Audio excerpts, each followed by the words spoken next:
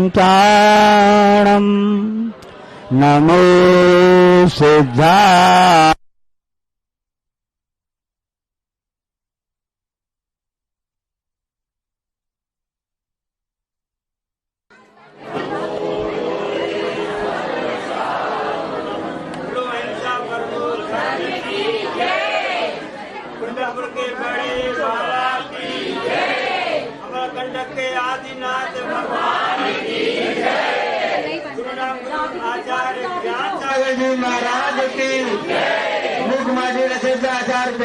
गुरुदेव की पूज्य मुनि श्री चंद्र सागर जी व निरामय सागर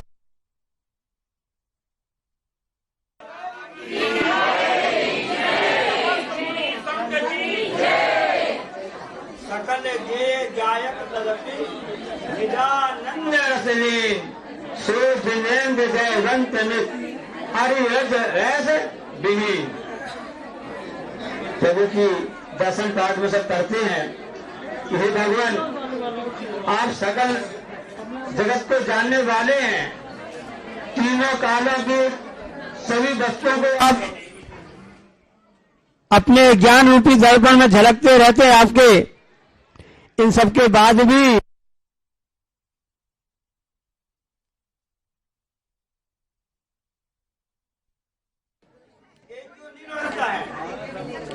ज्ञान है, जबकि हम सभी का ज्ञान कहता है जो समय है तो के रूप में है, के साथ परिणत हो जाता है, उसके साथ में राग देश हो जाता है, कर्म का बंधन हमारे लिए हो जाता है।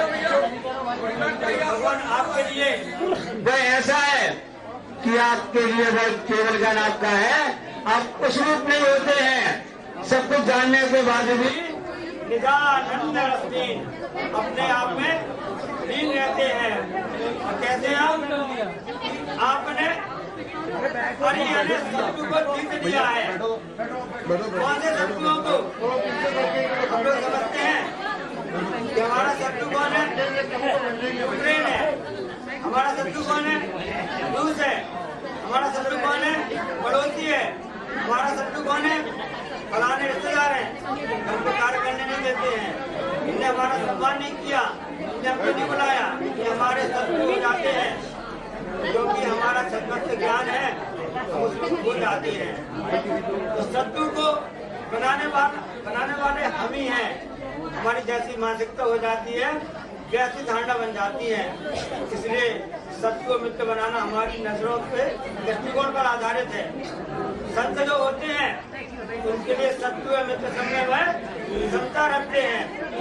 जब रास्ते बिहार हो रहा था, लोग कह रहे थे आचार्य जी आपने इतना बिहार कर लिया, आंधी तूफान आया, पानी बरस रहा था, पहाड़ चढ़े, खड़ा पहाड़ था।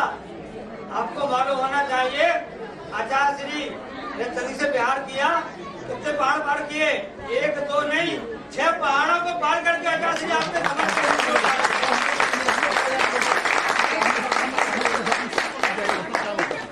लोगों ने कहा कि ऐसा क्या आचार्य श्री ऐसा आपने किया? आचार्य श्री के मुख से सूत्र निकला, मन के हारे हार हैं। आपको याद है? मतलब है ना, आपको सूत्र तो याद है, लेकिन उसके लिए काम भी करना है। आपका मन कह रहा है कि हम हवा करने में जाके इंद्रदानी बने, आपका मन कह रहा है कि हम हमें करके सिद्धि विराजमान करें, आपका मन कहता है गुरु चरणों में आकर के गुरु की पूजा की आराधना करें। एक तरफ आपके मन में चल रहा है, भाई दूसरे तरफ आवाज आती है, जल्दी क्या है, हवा ठंडी पड़ रही है, वहाँ व्यवस्था नहीं है, हम कैसे क्या करेंगे? एक मन में आन लगता है, भाई बच्चों की पढ़ाई कर रही है, परीक्षा आने वाली है, जब वहाँ पे नानी बन जाएंगे, बच्चों की पढ़ाई परीक्षा कर रही है, तो चाय बना के कौन देगा? दूध उनको कौन देगा? ये आपके मन की परिणति चल रही है। आपके मन में आता है तो जब वहाँ पर जाएंगे तो ऐसा कैसे हो सकेगा? बैंक का काम बाकी है, दुकान बंद हो जाएगी, और भी आपके लिए परेशानी दिमाग में घूमने लगती है। अभी आपने बोला, हमने नहीं बोला है, मन के हारे हारे हम ही ने बोला, बाकी आपने क्या बोला है? मन के तो मन को मजबूत बनाओ। जैसे आप मन में सोचते ना, नया मॉडल आया है आएगा मोबाइल का, उसको लेना जरूरी है। ये आपके मन में आता है, नई कार निकली है, नया मॉडल निकला, उसका नया लॉन्च हुआ है कंपनी ने, ये हमारे घर में तो अच्छा है। दिक्कत जा रही है, नया वॉशिंग मशीन आ जाए, घर में थोड़ी सावधानी मतलब काम करने में सुधर जाए।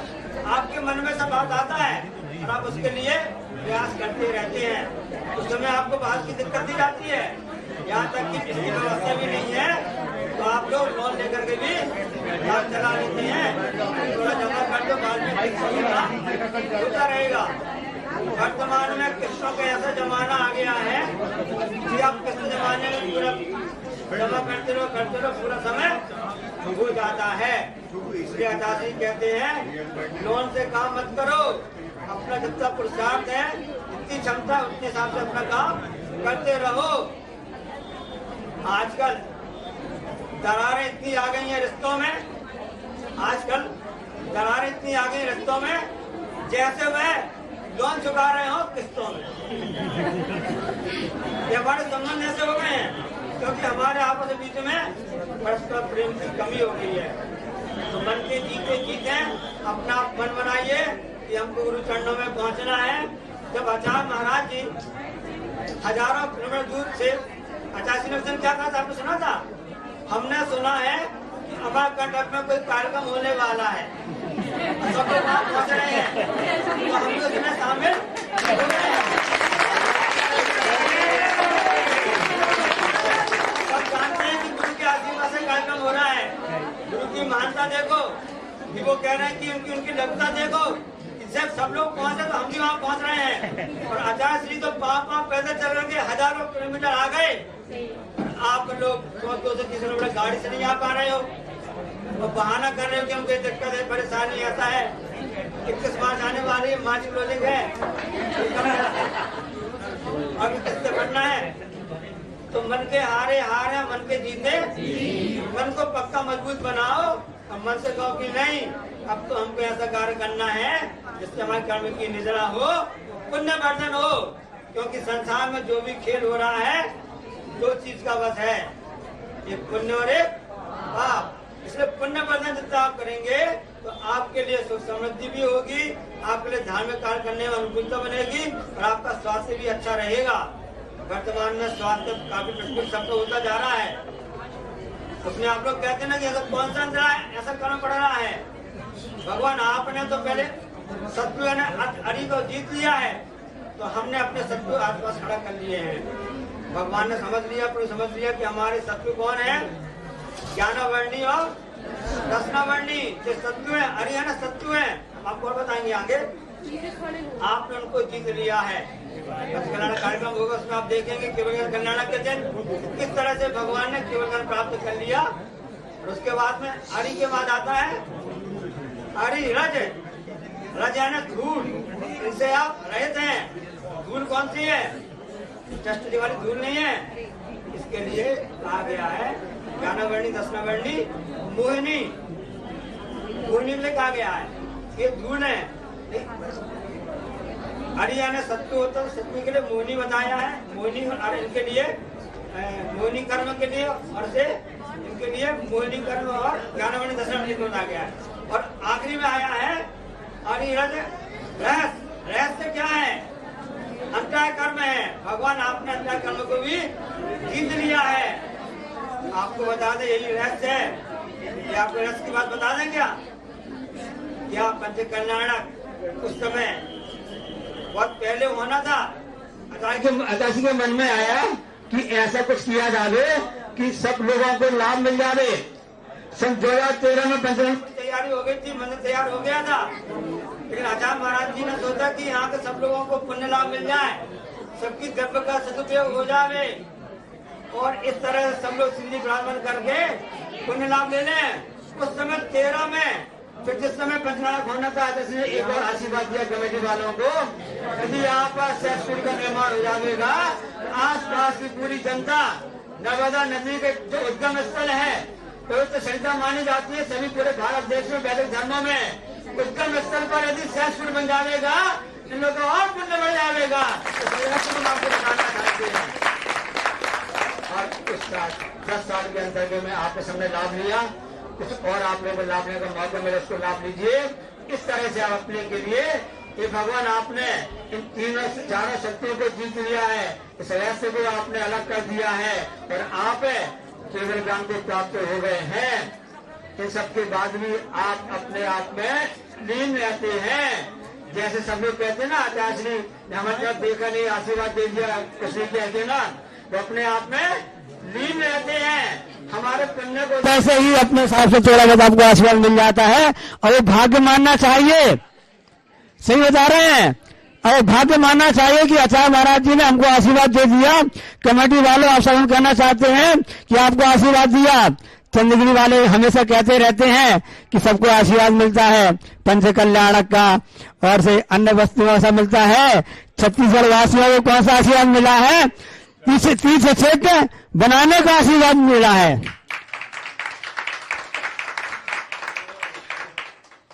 तो जिन्होंने इन शक्तियों को जीत लिया है और से रस से विहीन हो गए हैं, झूठ से विहीन हो गए, ऐसे वे ऐसे केवल ज्ञान प्राप्त भगवान होते हैं।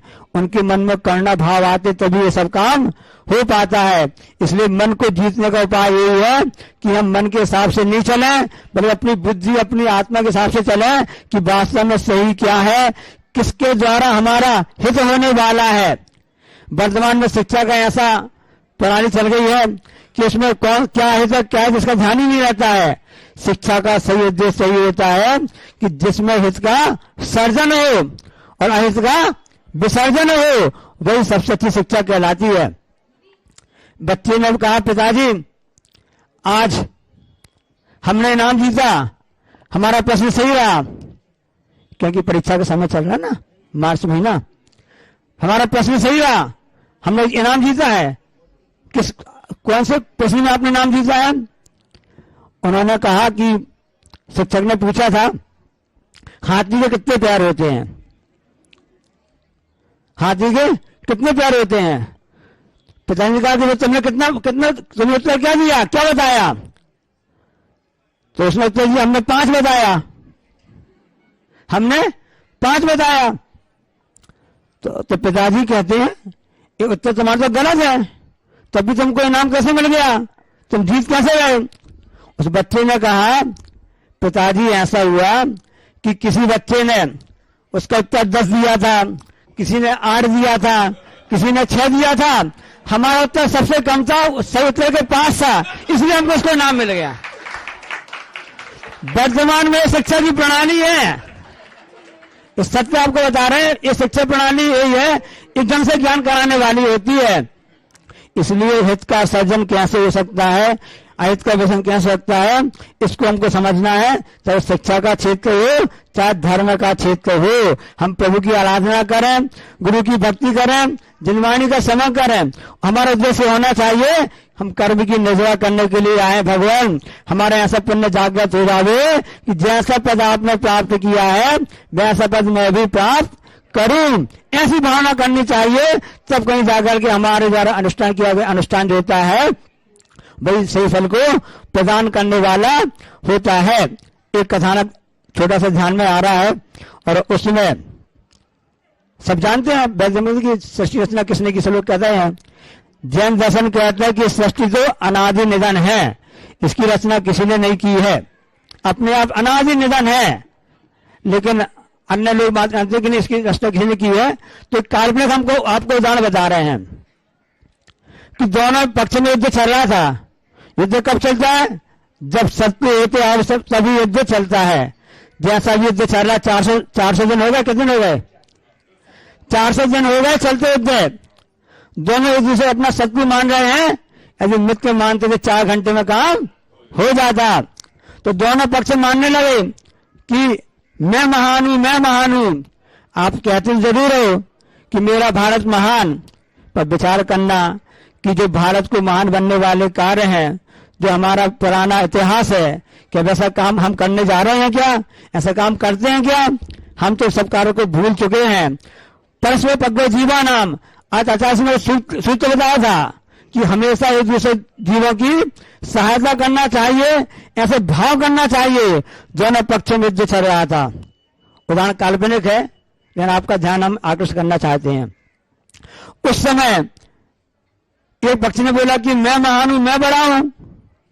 दूसरे ने कहा कि मैं महान हूं, मैं बड़ा हूं, ये हमारा क्षेत्र है, हमारा जन्म में हमारा है, ऐसा है। सब लड़ाई झगड़ा चलता रहता है, अधिकार की लड़ाई चलती रहती है। सत्य तो भगवान जाने कैसा क्या है, क्योंकि वर्तमान में परीक्षा ज्ञान है, पता नहीं चल पाता है। तो वहां दोनों पक्ष अपनी बात रख रहे थे। अब उस समय उन्होंने सोचा इसका निर्णय कैसे हो। निर्णय होना जरूरी है, निर्णय होना जरूरी है। अभी वर्तमान में आप लोग क्रिकेट मैच देखते रहते हैं ना, सही निर्णय नहीं हो पाता है, फिर आप लोग सारा करते हैं थर्ड अंपायर, फिर बताता है कि सही क्या है। ये राजद्वेष हमारे साथ चलते रहते हैं, क्योंकि हम पक्ष विपक्ष में बढ़ जाते हैं। हे भगवान, आपने पक्ष विपक्ष छोड़ करके ना राग में ना देश में, विश्वास दिगंबर देश में आप विराग बन गए हैं भगवान। इसलिए आप राग देश से ऊपर हो चुके हो, इसलिए पक्ष विपक्ष से रहित हो चुके हो। तो निर्णय कैसे हो? तो उन्होंने कहा हमारे जिन्होंने सृष्टि रचना की, जो उनके काल्पनिक कथानक है, तो वो ब्रह्मा जी के पास चलते हैं, उनसे निर्णय कराते हैं। तो उन्होंने कहा कि ठीक है, घड़ी वगैरह नहीं। हाँ। तो उन्होंने कहा अच्छा ऐसा करते हैं, सब लोगों के लिए थाली लगा दी जाती है, सब लोगों के लिए थाली लगा दी जाती है, सबको परोस दिया जाता है और सबको अपना भोजन करना है आराम से, कोई भी थाली में छोड़ेगा नहीं। आप लोग को बताना चाहते हैं कि कई जगह हमने पढ़ा लिखा देखा था ना, इतना लो भोजन, इतना लो, हाँ, कि बेड से ना जाए। हाँ, तो उसको आप ऐसा विचार करो, उससे कहा कि आपको जितना भोजन करना सब परोसा जाएगा, पूरे 56 प्रकार के व्यंजन, सबको आपको भोजन करना, भरपेट भोजन करना होगा। ठीक है, निर्णय कैसे होगा हम आपको बता दें। निर्णय कैसे होगा, सबको थाली दे दी गई, एक हाल में एक पक्ष को रखा गया, दूसरे हाल में दूसरे पक्ष को रखा गया। एक साथ ध्यान रखना, आपको भोजन तो करना है, लेकिन आपका हाथ नहीं मुड़ना चाहिए, कोहनी से नहीं मुड़ना चाहिए। आप लोग एक भोजन करते ना, कैसा करते भोजन? अब ऐसा संभव है कि आप ऐसा हाथ से भोजन कर सको? लेकिन अब शब्द कठिन, बहुत कठिन शब्द है। कोई चीज कठिन नहीं होती है, मन के हारे हार है। हाँ, तो फिर उन्होंने एक पक्ष ने क्या किया कि अब खाना चाहते हैं, अब ऐसा हाथ तो अपन को सीधा ऐसा मुड़ना नहीं है, शर्त है, अब कैसे खाया जाए? तो वो ऐसा करके फेंकते थे, ऐसा मुंह करते थे, ऐसा करते थे और मुंह फिर ऐसा करते थे, आ जाए। अब उसमें कुछ भोजन मुंह में जाता था, कुछ आजू बाजू में जाता था। अब बाजू में कोई दूसरा ऐसा करता था तो उसका धक्का लग जाता था, तो उसको धक्का दे देता था। ये अपना करना चाहता ना, जिसका सही निशाना था तो कैच हो जाता था, मुंह में आ जाता था, और जिसका सही निशाना नहीं था बाजू में करता था। तो उससे क्या हुआ कि 2-3 घंटे तक बोले भोजन करते रहे, किसी की थाली साफ पूरी नहीं हो पाई और पूरा भोजन फैल गया, आपस में लड़ाई झगड़ा हुआ, बढ़ गई। जैसे भी खींचतानियां चलेगी ना कि हम साथ बैठ करेंगे, हम करेंगे, हमको आने दो, हमको आने दो।